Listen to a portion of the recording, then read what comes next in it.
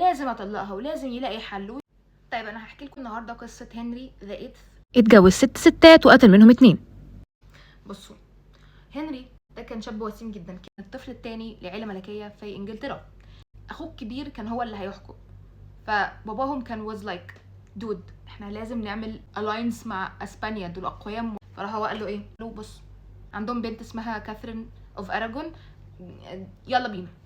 فراح قال له قشطات. المشكله ان ارثر وكاثرين كانوا لسه صغيرين ساعتها، بس مش مهم، نعمل المعاهده وبعدين نبقى نشوف بقى الحوارات دي. المهم ان بعد فتره اتجوزوا هما الاثنين، ارثر وكاثرين اوف اراجون، والدنيا تمام وكل حاجه. لا مش تمام، ارثر مات.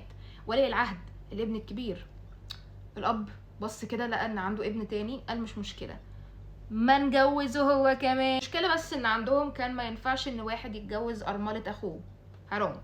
فبالتالي كانوا كاثوليك، فبالتالي هيعمل ايه؟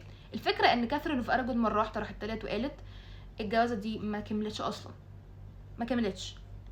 حلفت قدام ربنا انه الجوازه دي ما كملتش، فبالتالي ما تعتبرش انها مرات اخوه، فما تعتبرش انها محرمه عليه.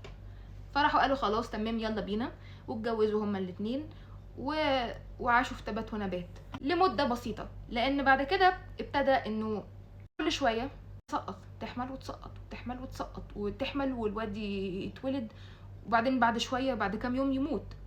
دي كانت حاجه منتشره ساعتها، لان اياميها في الميديفال تايمز، في القرون الوسطى، كان من النادر اصلا ان طفل يعيش لحد ما يكبر.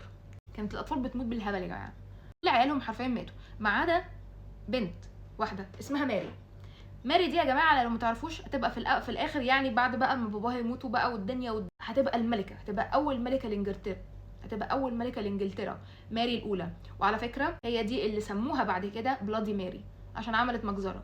المهم نكمل. هنري ابتدى يتوتر، ابتدى يتضايق، ابتدى يتنرفز، ابتدى ان هو يحس ان خلاص النسل بتاعه هينتهي عند كده، البت دي مش نافعه، الجوازه دي شكلها كانت حرام فعلا، واحنا لازم نتصرف، انا لازم يبقى عندي ولي عهد، بنت واحده ما تنفعش، مش كفايه. فابتدى ان هو يتجنن شويه وقرر ان هو يلاقي له حل. قلب الدنيا والدنيا قامت ما قعدتش من ساعه ما هو اتقلب.